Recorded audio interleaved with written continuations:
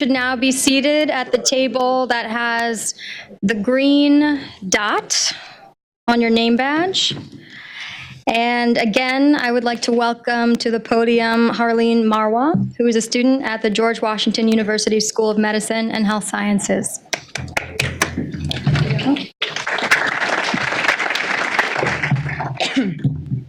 Thanks, Charlie. So I hope everyone enjoyed the lunch. Now, earlier today, I had the distinct pleasure of blocking you from lunch, and now I have the pleasure of refocusing us after lunch. So as you guys check to make sure that you are at the number table that corresponds with the green sticker, I thought I'd warm us up with a few healthcare jokes that I found on Google. Okay, so, and if you've heard this one before, don't ruin it for everyone else. So why did the pillow go to the hospital? Anyone? No? Because it was stuffed. Okay, that was my drum. Okay, so now for the dental folks, why did the tree go to the dentist? For a root canal. And then the last one, thanks. You can catch my comedy special on Netflix this fall. And the last one, a patient came to the clinician and said, "I broke my leg in 2 places." The clinician replied, "Then stop going to those places." Great.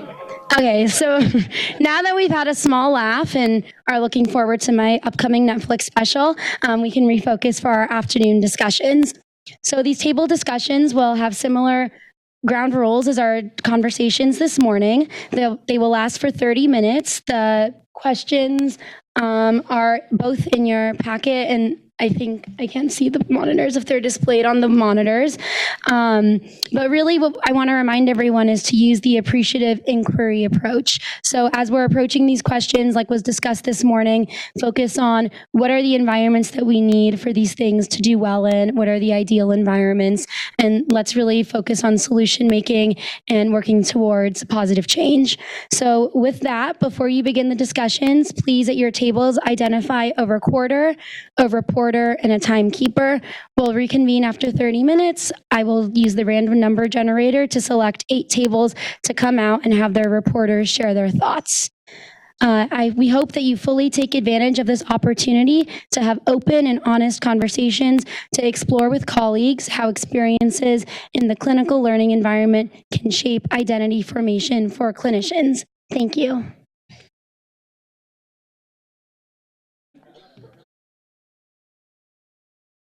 Okay, good afternoon, everyone. Gonna have us start wrapping up those final thoughts.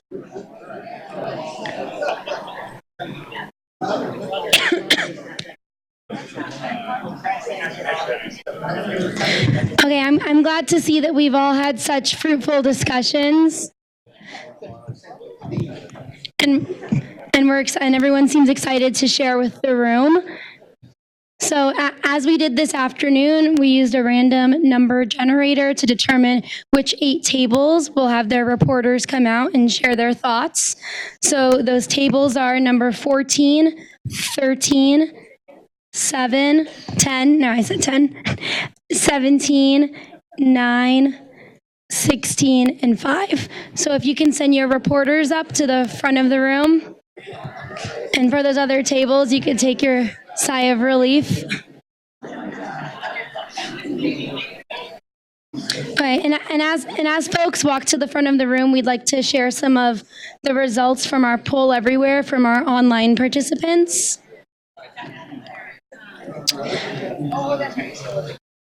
So for the first table discussion question, describe the ideal clinical learning environment that supports positive identity formation and personal growth.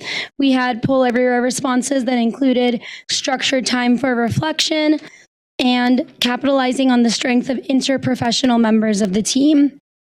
For the second question, how does the ideal clinical learning environment differ across various identities? What are unique challenges and barriers faced across those identities? We heard responses that included, just as diversity entails identities, so does it too entail a variety of learning approaches. Beyond verbal or visual, emerging professionals learn in a variety of ways and accomplish tasks in a variety of ways that are diverse. We need to be open to students' diverse ways of solving problems, often which involves the road less traveled. Sorry. And then the last one, how do we incorporate the recognition of the positive value add of diversity in the clinical learning environment? And our Poll Everywhere respondents included thanking a fellow caregiver when their diversity in experience just helped you or a patient, and sharing the data. Diversity leads to more creative thinking and better financial outcomes. And so with that, we'll start inviting our table reporters up, and we'll have the same rules as this morning. Please limit your responses to 3 minutes, be an active listener, and continue to add to the conversation so as we're not repeating responses that we've already heard. Thank you. Did you want to start? My very big index card here. Hi, Helen Burston, representing Group 7. So I don't have to actively listen because I get to go first. So I'm golden. So we had a great group, a lot of good discussions. Certainly on the first issue, we had a lot of discussion about really trying to understand how we integrate learning and leadership with professional growth, the importance of deep listening skills, and really the overall theme that kept coming up was, at the end of the day, though, you still have to have the time. And we still have a system that doesn't really value time cut out for these activities.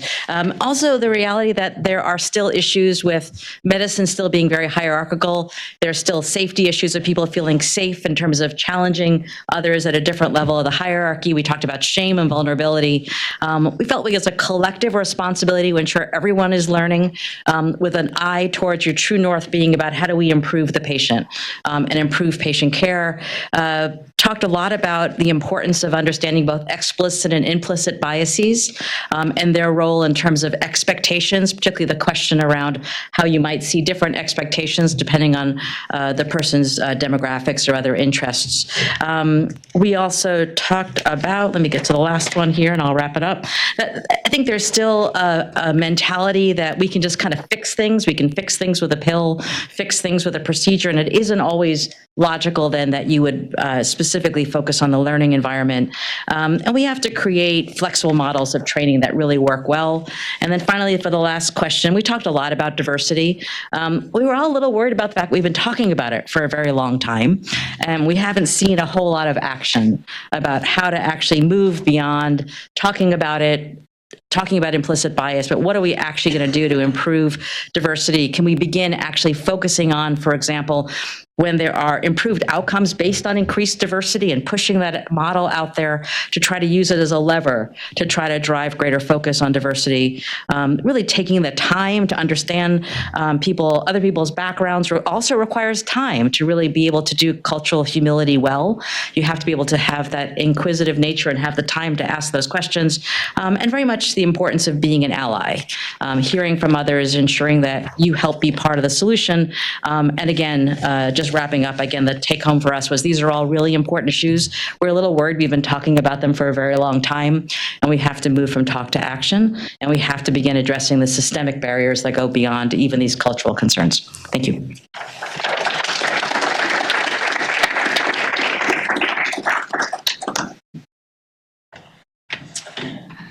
Okay, hi everyone. I'm John Ripp from Table 14.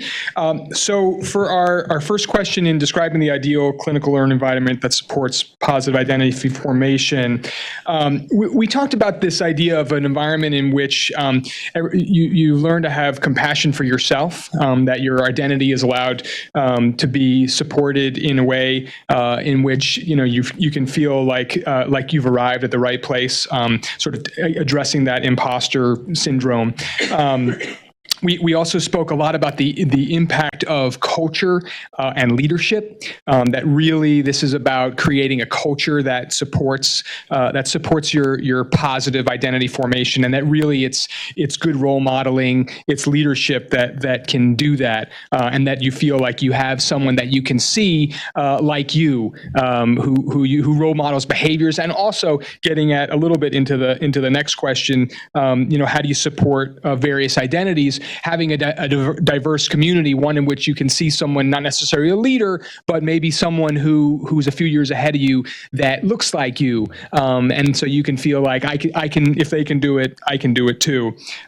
We also, in terms of the challenges and barriers to an ideal clinical learning environment, we spoke about that there may be certain groups that do experience an extra burden, and we talked about this a little bit, but that there was an example of a resident a resident of color who said, in my first year, every day I was reminded about this, and so just kind of recognizing that there may be some added burdens related to one's identity.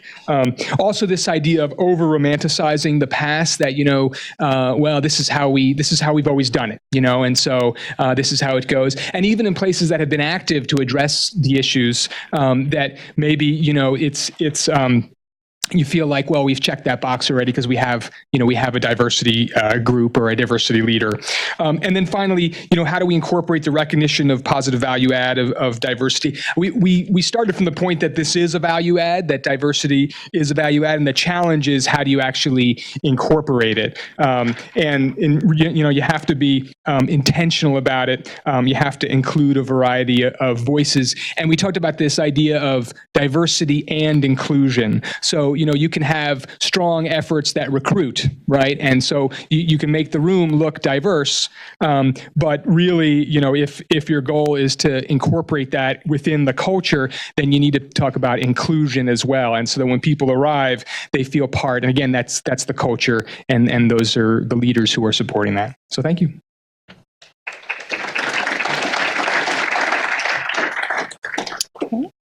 Hi, so I'm Leanna Graham, and I'm from the superb Table 10.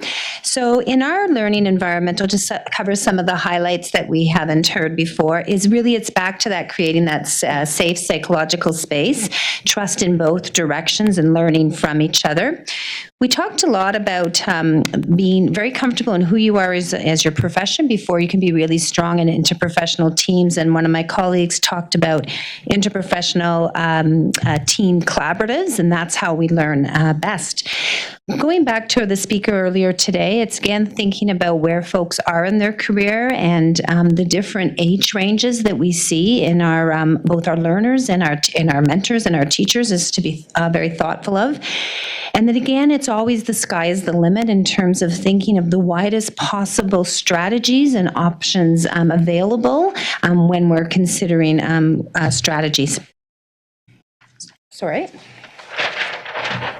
Just around some of the other things to identify with identities and sort of foster that environment is we talked about co-design as well. So again, one of the table members talked about, do we keep fishing from the same pools? And then we're getting the same results around both our learners and our mentors. And how do we look at co-design? So if we're talking about our learning environments, when we do regular evaluations, does that include bringing learners to the tables and diverse learners and diverse mentors to make sure we're creating the right structures? Otherwise, we have a lot of unconscious biases we may not be aware of. We talked a little bit as well about how do you create the space that there's some, it's open to all, but not necessarily forcing folks to sort of self-declare something that they may not want to or that they don't feel is an issue for themselves. And then around the recognition and value, 1 minute, yep. So again, more input. Leadership must lead by example, and we must have leaders in the level. We must have leadership at the levels that actually exemplify diversity. We talked about allied training, and again, the fishing in the pools of our broader pools for leadership, and that every team has diverse representation. Thank you.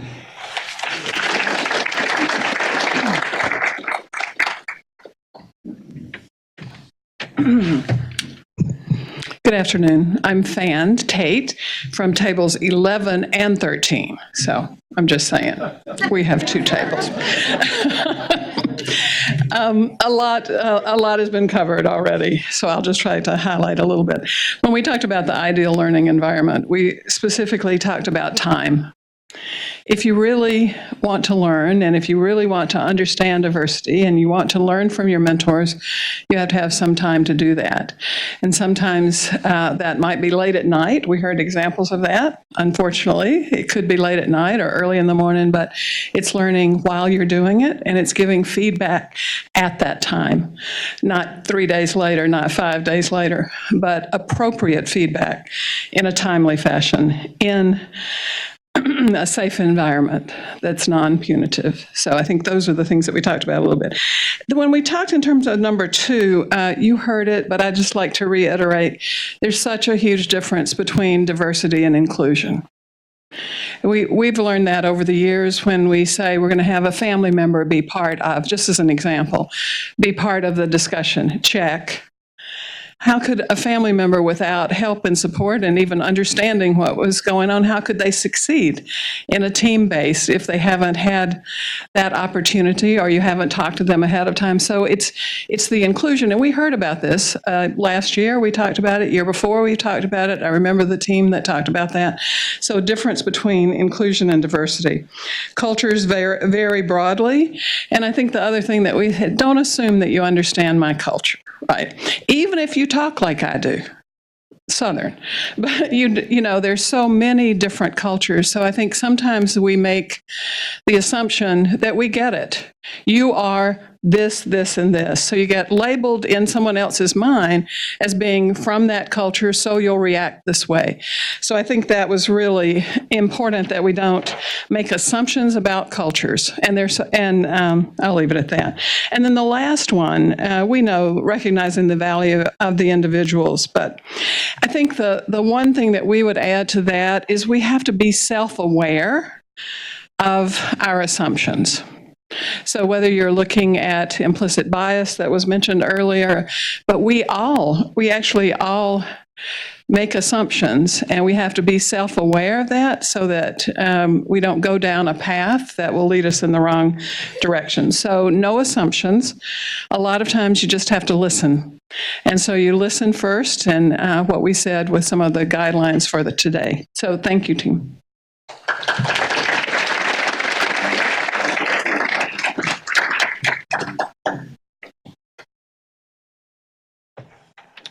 So hi, I'm Jay Kaplan. I'm an emergency physician by trade. And it's fascinating how diverse our different conversations were as well.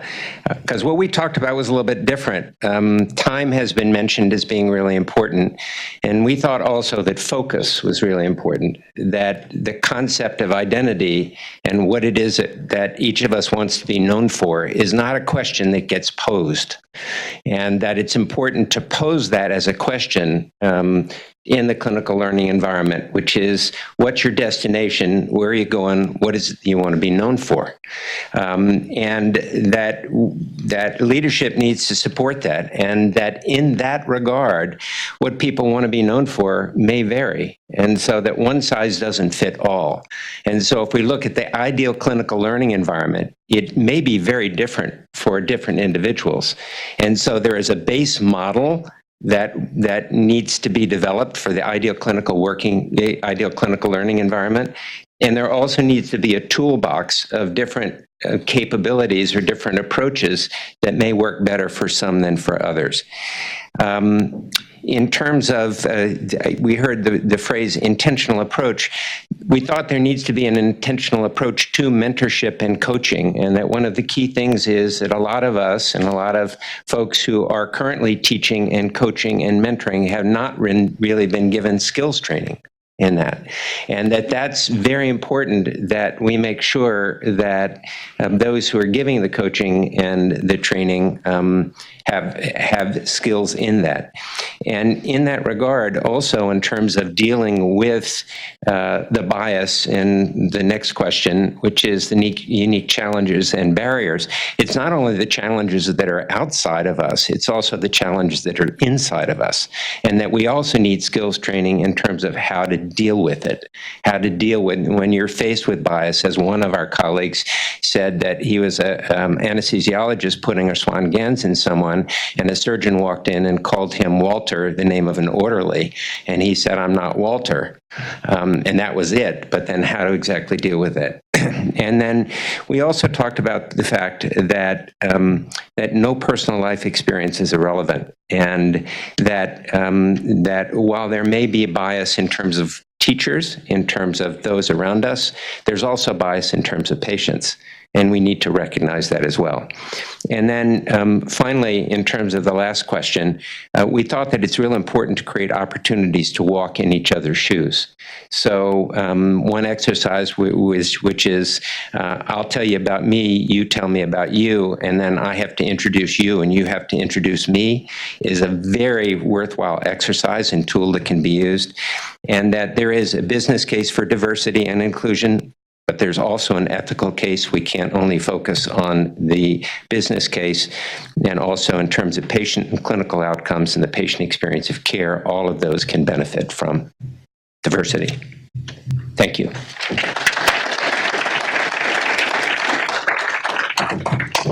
So as one of the last few people, I'm just going to kind of wrap some themes around this that like we've noticed and we've also been hearing, and that is, we come to the profession, all our professions in medicine or anything to do with medicine, with high IQs already, right?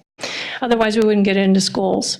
So, and then we capitalize on that by all the clinical learnings that come. But what about if we start to teach about, as somebody said earlier, the emotional intelligence inside the medical schools or the other clinical professions? And that's what I think everybody's been saying so far, is how do you bake in learning about bringing in the emotional intelligence that we need in order to do well with our patients and also with our colleagues.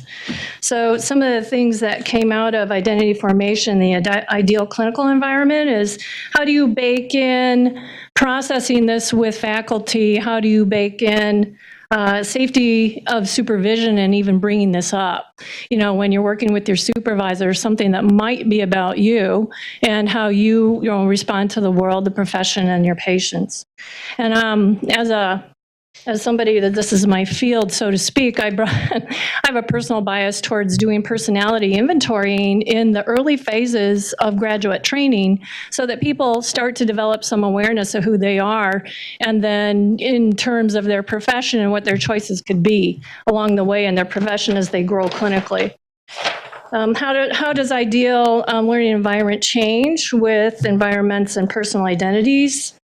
I think a lot of people have already said a lot of this. Again, it's about awareness, removing or becoming aware of unspoken biases. What if we intentionally unearth them in teams and actually have those courageous conversations about how to do that, intentionally unearth those biases and talk about it? Because you can learn from your colleagues, are quite diverse from you for whatever reason, about what their point of view is, and that would help you in your profession and just being curious about everybody you encounter. And then here's another way. How do we incorporate this simulation? One of our table members brought this up. Not only clinical simulation, but patient interaction simulation. When you have diversity, set up people to learn how to manage that, between the patient and the professional, between a colleague who might be different. And then training, as was mentioned earlier, how to have those courageous conversations and how do you bring this up in the clinical environment to learn these skills.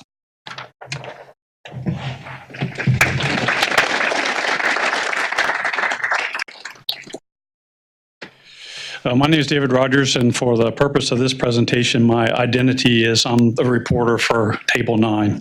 That's really all you need to know for the purpose of this presentation. So reflecting on everything that's been reported, our group came together, we cordially introduced ourselves as we were instructed to do, and then we really struggled with these fairly challenging questions. We would like to thank the program originators because we had a great time struggling with some serious challenges.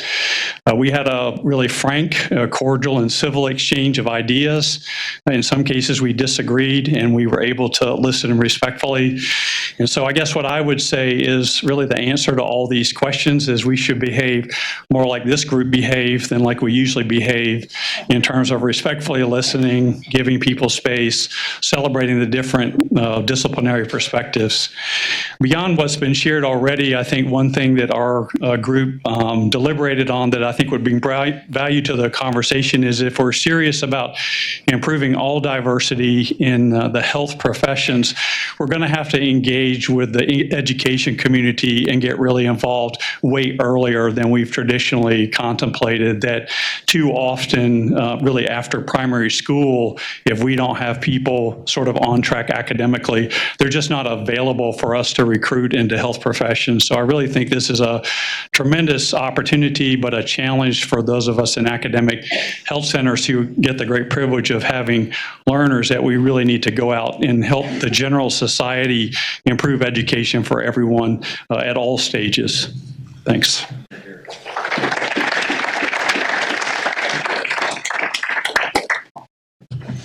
Hi there, I'm David Harrison from Table 16, and I'm thankful we had a diverse group, orthopedic surgeons, nurses, leadership skills, and so we approached it from various perspectives. And we looked at the concept of ideal clinical learning environments from a value-based concern, because we talk about patient safety, but how often do we talk about resident safety in terms of the environment, in terms of adverse effect?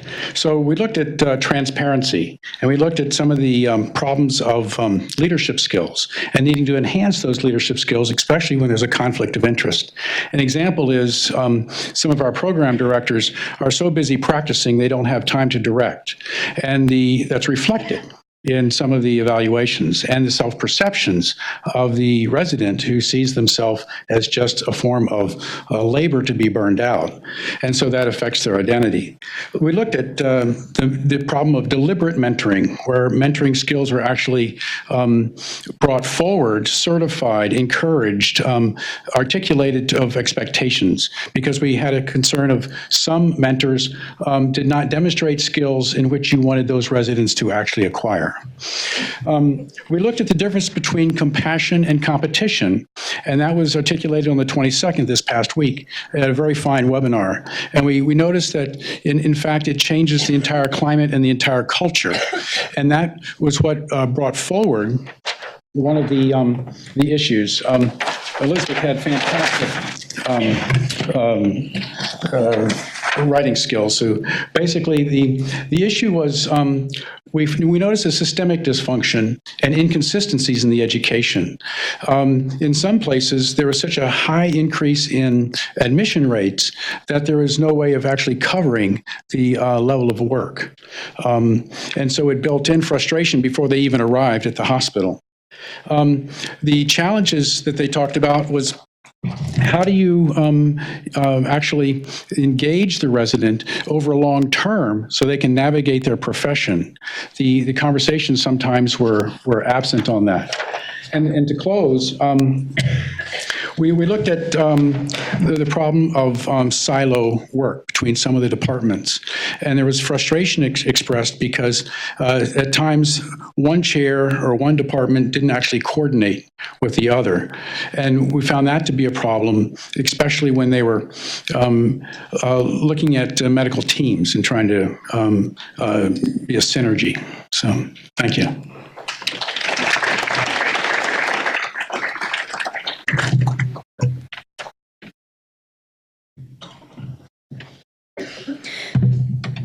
Thank you again to all our reporters who came up and presented and shared the ideas from your table discussions. Can we have one more round of applause for them?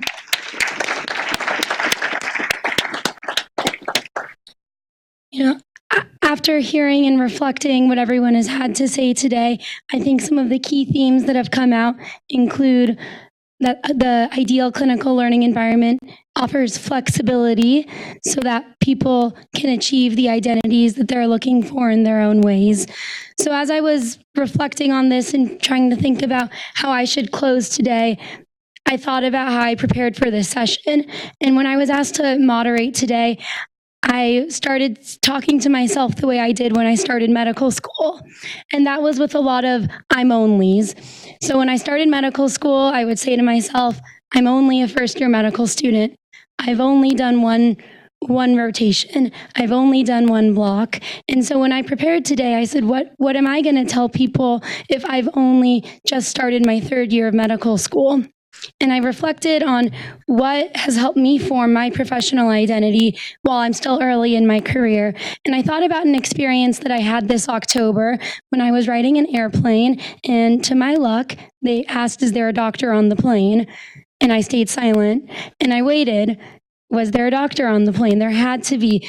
Even if there wasn't a doctor on the plane, there had to be somebody else who had more experience than me. At the time, I was a second-year medical student. There had to be. So I waited, and I waited. And then it turned out the person who needed medical attention was in my row. So I was outed pretty quickly that this girl is in medical school and she can help you. So much to my dismay, I had to get up and help. And I looked around and I started, doing what I'd learned to do, take a very standard history, do a very basic physical, trying to figure out what was going on. She was nervous that she had a DVT. We'd been on the plane for about 8 hours at this point. And I took a step back and I looked around. 3 flight attendants were waiting on me for the next instruction. And I looked at them and I said, did you guys find someone? And they said, you're the person. You're the person we found. And in that moment, I had to let go of all of my I'm onlys. I couldn't turn to the patient. I couldn't turn to the team and say, well, I'm still in the middle of my neurology block. I don't know what you want me to tell you here. I had to take charge. And in that moment, I had to embrace this identity that it has been such a privilege to step into, which is being a clinician and being a healer. And so that's something that, I carry with me now whenever I step onto an airplane. I reflect on that, or in any situation really in a public setting, that this is an identity that I wear now and that I carry. And that while I also carry other identities, I'm a daughter, I'm a sister, I'm a fiance, all of those other identities of my life, this is now just one of them. I am also a training clinician and a healer. And so I hope that as we move forward from today, we can all stay grounded in the core values that brought us into medicine and into healing. And so with that, I just like to close with one of my favorite quotes about what makes someone's identity. And this comes from the novel, The Perks of Being a Wallflower. And it says, so I guess we are who we are for a lot of reasons, and maybe we'll never know most of them. But even if we don't have the power to choose where we come from, we can still choose where we go from there. We can still do things, and we can try to feel okay about them. So thank you so much for making room for a medical student to share her thoughts today, and for being so gracious to listen, to laugh at a couple of my corny jokes, and to tolerate my recovering cough voice. With that, I would love to welcome our next moderator, Dr. Edith Mitchell, who is an oncologist at the Thomas Jefferson University, to lead our next session on the leadership narrative. Thank you.